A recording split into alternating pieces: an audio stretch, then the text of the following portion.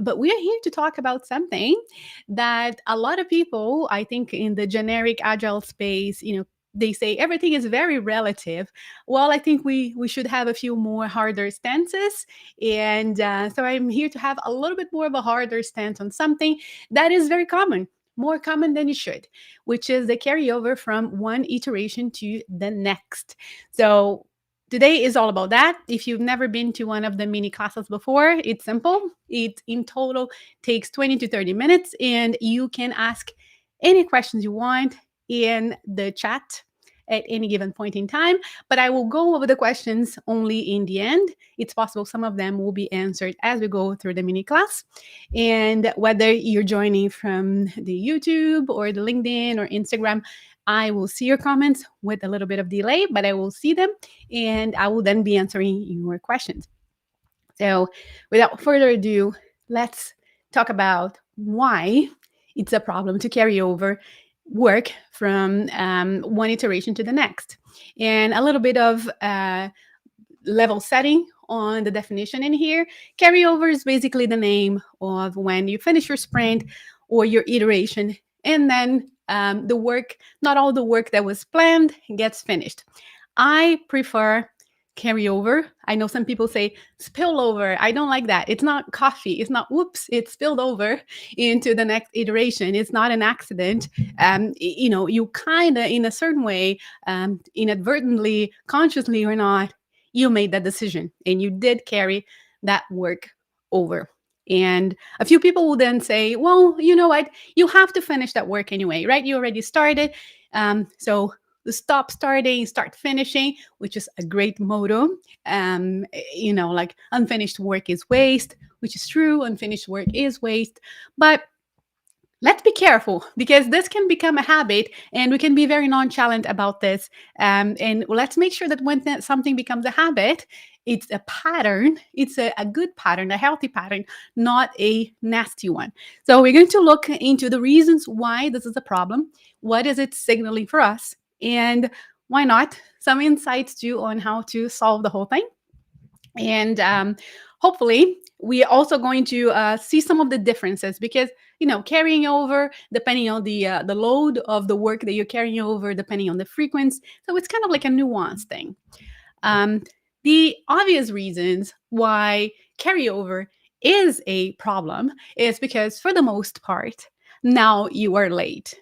If you are operating in iterations or sprints, chances are I don't know if you're using extreme programming or not, but release planning is something that many teams, many organizations adopt. And when you plan for releases, you really want to see certain scope hitting certain dates. And by now, if we didn't finish at a certain iteration, we end up being late. And that's a terrible thing, right? Dates are an important thing. They are a commitment for us, and we don't take commitment lightly, or we shouldn't. Now, if you don't plan for releases, and not everybody plans for releases, right? Some teams, some organizations, they just keep creating scope until they say, well, it's good enough, let's release this thing. So maybe in a case like that, you don't have the problem of being late, and the carryover work itself wouldn't then be an issue for you. However, what I'd like to advise people to think is that many times people will just feel like, well, we'll just fix that later. That's okay. We're not late. That's not a problem. Or they think it's really a problem and they are late because they were relying on finishing by the end of that sprint. But then they rush to fix the carryover, right? To get that work done, as opposed to, well, now we must replan. Now we must rethink that delivery.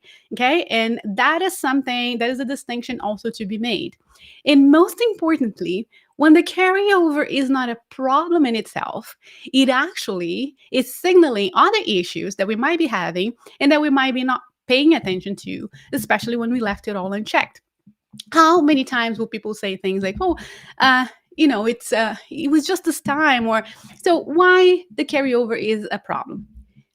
The first thing I want to say is that let's think of the importance of sprints or iterations as being your container for facing change and at the same time being able to have focus.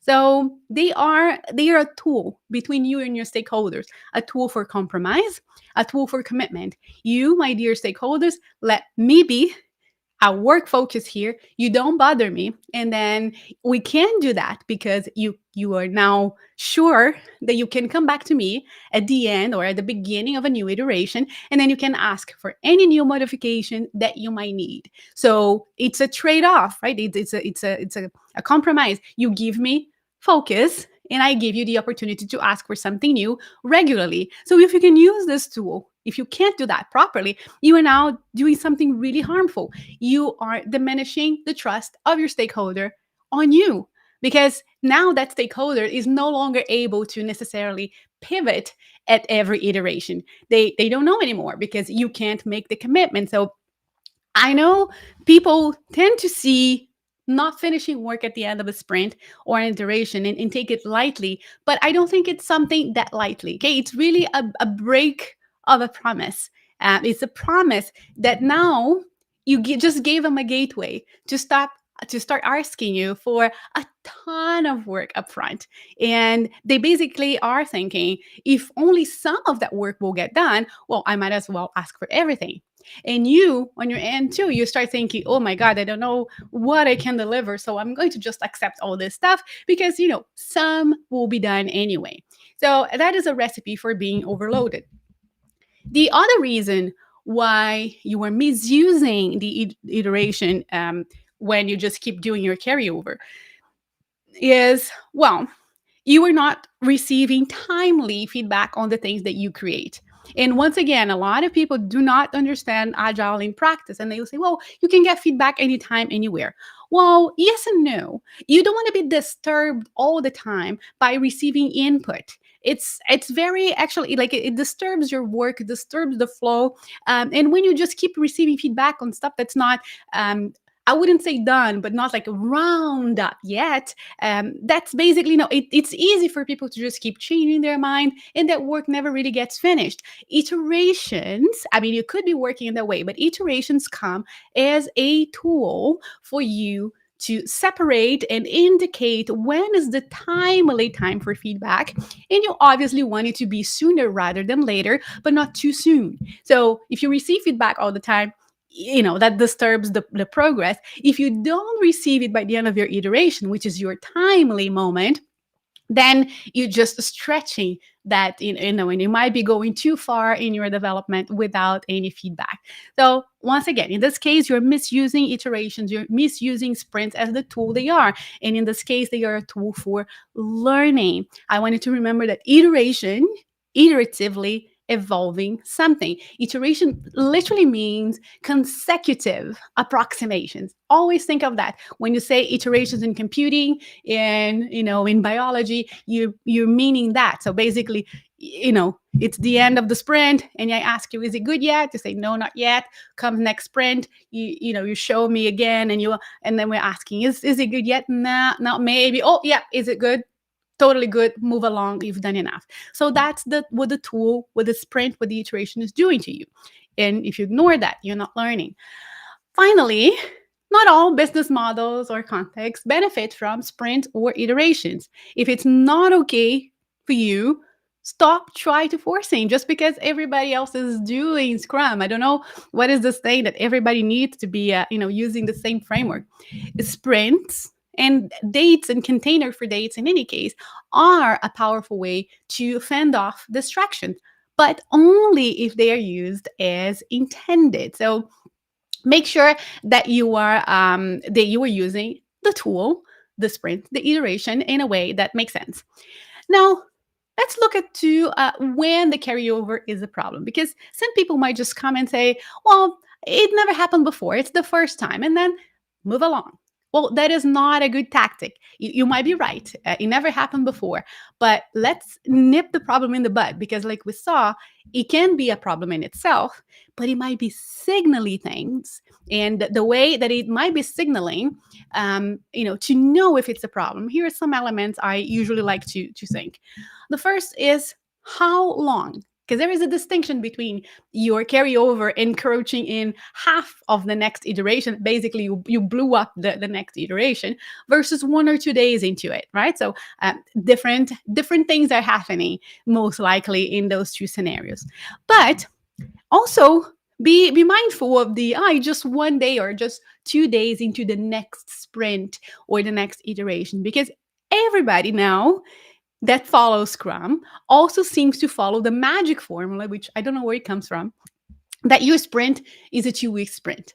So you have 10 business days when you don't have any holiday to work on something. So if you just have 2 more days that you use from leftover from the last iteration, that is 20% eaten right there. And then your sprint, you still have your planning, your retrospective. So it is a significant amount. So yes, it is just 2 days, but in the context of the length of your sprint, you just used up a lot.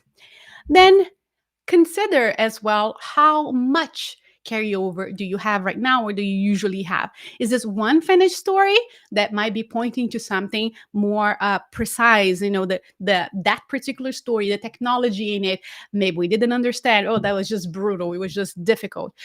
Or five, five unfinished stories are signaling something rather different than one.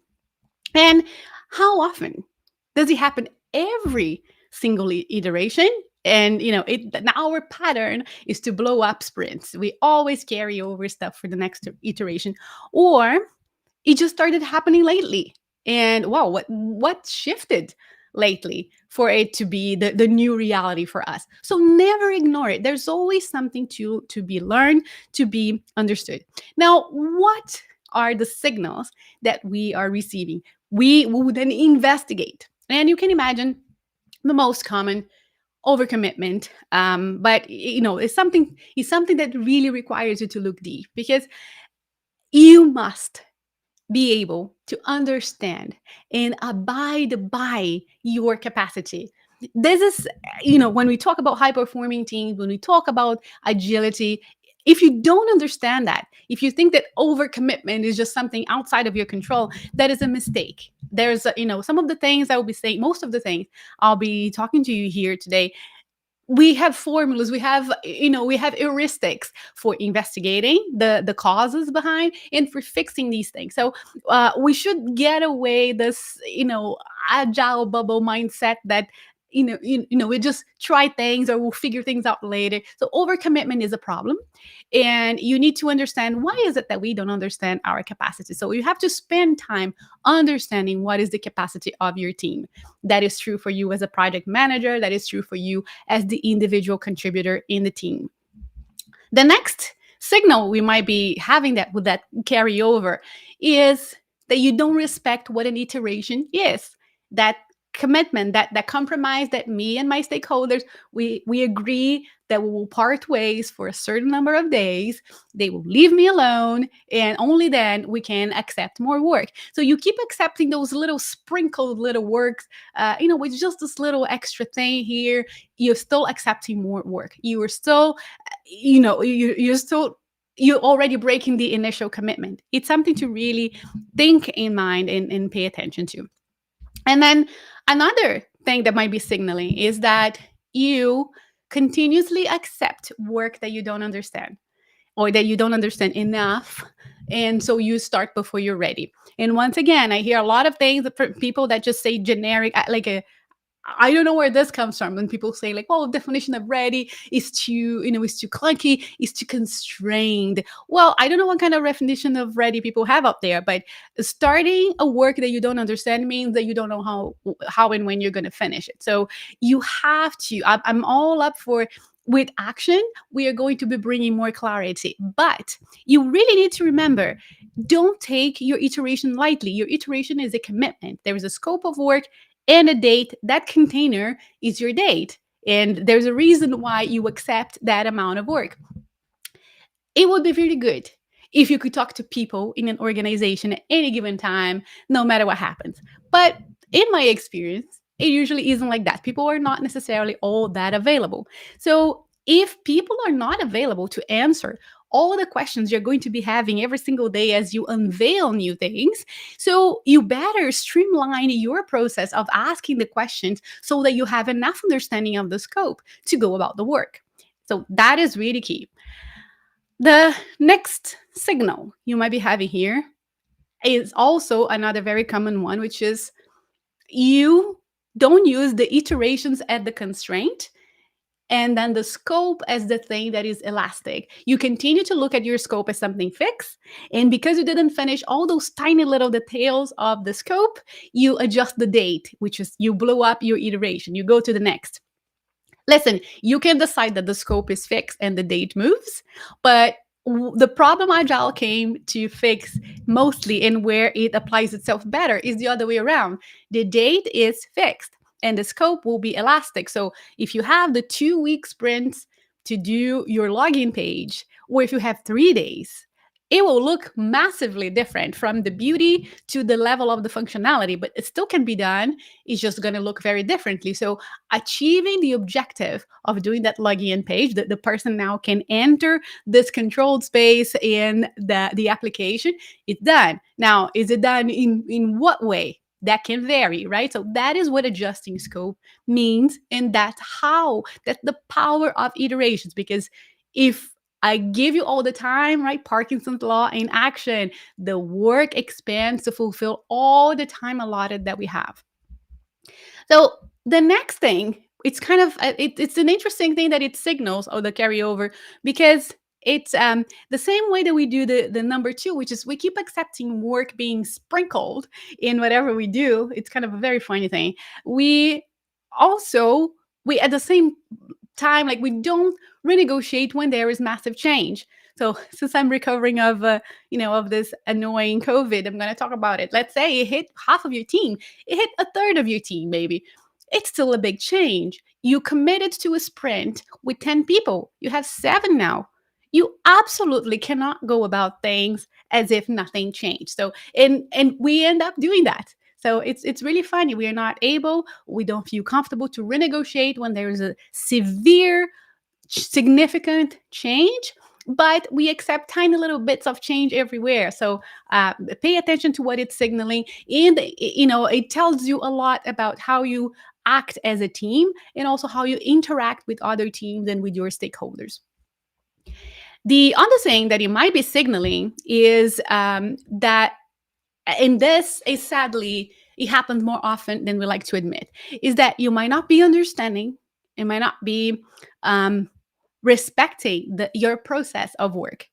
If it is a reality that the same people who develop the shiny new things in the backlog are also people who will be helping to fix production support issues, your planning style and what you accept in an iteration, in a sprint, should reflect that.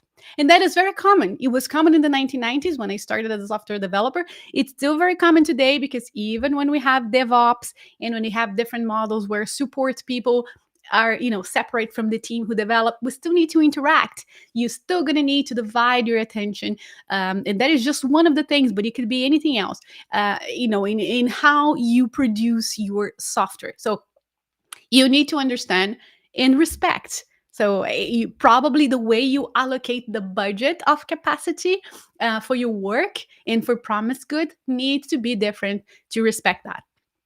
And the next thing, the final thing I want to mention, that the carryover can signal, and sadly it does happen often, and we don't like to admit, but it signals poor collaboration.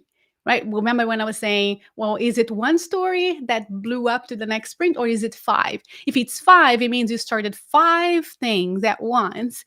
But how are you going to finish that? Because when you're stuck, you're going to have to come to talk to me. So I have to stop what I'm doing. So was it really that good to start all these 5 things at once? And it's very common. People think they can go way more in parallel than they can actually be. So nobody in those situations, is very common. People will not really finish anything, or maybe one person will finish. Any process has bottlenecks at some point. It is a fact. It is theory of constraint to tell you that, theory of cues, and You just need to understand what your constraints are in your process. And it could be one person. So it doesn't matter that 5 people started something. We always need to, let's say, have the approval of the product owner, or maybe get a review from the senior architect. So all of these things about they can be many different ways in which you are not collaborating properly in your team. Now, let's not be just doom and gloom. And after this one, we are going to go into questions if you have any. But let's talk about some ideas to fix the carryover pattern, because it can very easily become pattern. Now, as I go for the ideas, I would like to just mention this can go way longer.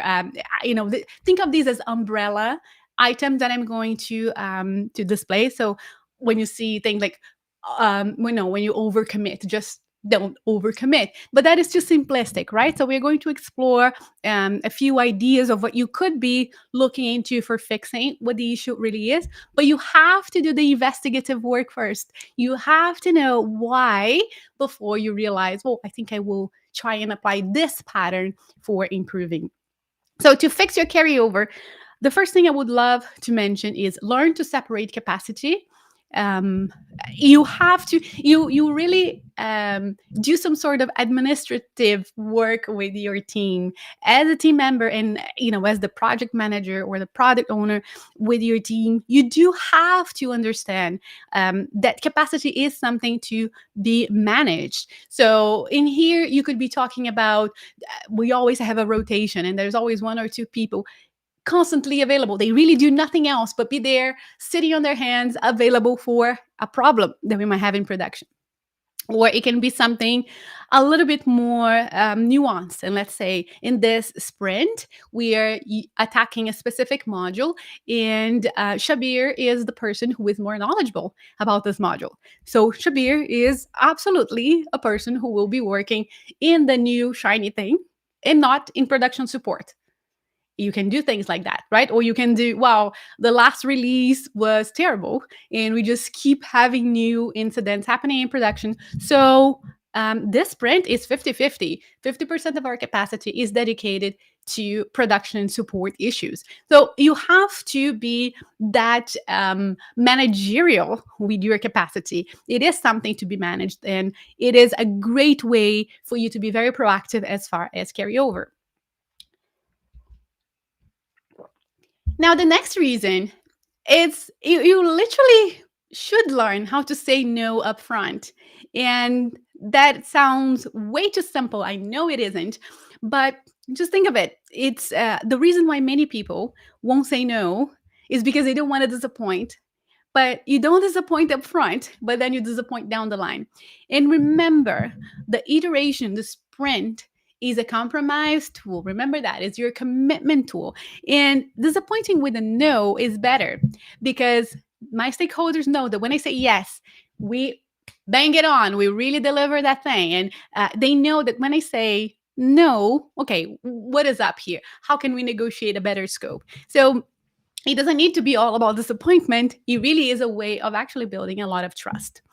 Um, then remember that we were talking about there is a scope of work we sometimes don't understand. Well, don't be shy in separating investigation, thinking through type of work from delivery. Be very clear when you commit to deliver something in an iteration. That means that thing is ready, it has concrete enough results, and is warranting decent feedback. That's different than just trying a few things just to gain understanding of a scope. But you can do that. You can absolutely do that, and you should be doing that. Number 4, this fourth idea here, I will suggest it's probably the piece I would say has to happen before anything, really. It's one of the most important ones. You must have a serious understanding of what it takes to produce your work in your technology, the conditions of your organization, the constraints you have around you, the weaknesses and the strengths in your team. That is the beauty of working in a team and working in Agile. You can't just do things that you called, like, sprint planning or sprint review and think that this is working in Agile. You must understand how you produce your software. I do have a video. Go on the channel on YouTube, All Things Agile, if you're not there yet. where I talk about why your retrospective is not generating continuous improvement. It's because you're not talking about these right things, these good things, and you need to spend time developing that understanding. Good work includes defining, understanding what is good work for us and how do we produce that thing. So don't skip that one. The next idea I have, and it doesn't matter if you use Scrum, so you will have some synchronization. I use your daily huddle, is a every other day meeting that you have. Make sure that these places, these moments, they are not for status reporting. They are for constant decision making. The higher the quality of the decision that you make, the better your iteration goes. You should be making smaller, interesting decisions that move things forward. But people just show up in things like the daily scrum, and they hear that things are not going so well, but then we're going to wishfully keep going, not realizing that this is in itself a decision in the poor one if you want to prevent any sort of carryover. And a next insight is really a reminder to not use iterations if you cannot commit to that kind of structure. It is really okay, especially people who work in incident production type of environment. I've seen Scrum being used with moderate success. Mostly they don't, and there are other models too. Scrum doesn't save the world. It's not for everybody, and iterations are not only in Scrum, and they also are not for everybody. If you can't place a commitment of the work that will be done in a specific time box, don't use it. Okay, but also don't make it a free pass to say, well, things will be done when they will be done. So I know it was fast. Usually that's how the mini classes go. But before I open to questions, I just want to leave you with this: that don't ignore carryover. Learn from it by adjusting your behavior, by adjusting a process. You don't have to accept, like, oh, it happens, the fact of life. No, we should be a little bit more intentional, a little bit more scientific and managerial as far as our work. And there are stuff out there, practices and and techniques that are developed that we can put in place. You do get to improve on this specific aspect of your team ability, whether it's any of these I showed or another one. However, it demands change. The very essence of improvement is something shifting somewhere. So, especially if you're being plagued by constant carryover, remember the impact that it creates. Consider what might be truly creating the issue and fix it. Nip it in the butt.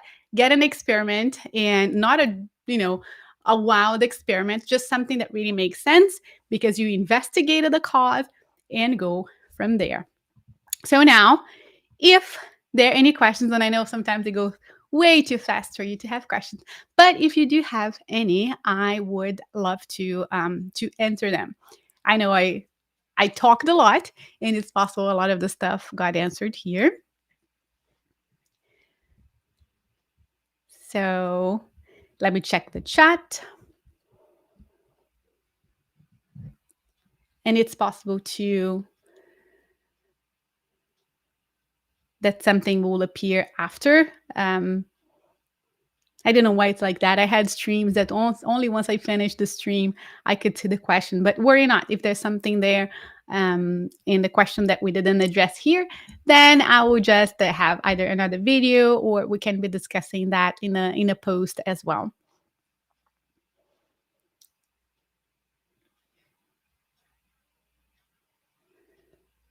Okay, so fantastic. We are reaching the time box. Usually I make it last around, some 30-minute ish. And yep, and if there isn't any particular question, we will then close the stream and meet up for some other time. I hope this gave you insights. And I know sometimes we just need to just sit on things, and and later some extra good stuff comes up. And if you want to chat more about these very pragmatic approaches, things that can and should be done, I'm all for it. If you know where to find me on LinkedIn, I am Petula Guimarães on LinkedIn. And you can also find All Things Agile, the channel on YouTube, which is the same on Instagram. And we're always there talking about the practical things, solving the real problems, because agility is extremely accessible, but it does require that we think differently so that we behave differently. And there you go. Carryover is a problem. This is why those are some insights. And I hope this was useful. And I will then catch you on the next mini class or the next video. Bye for now.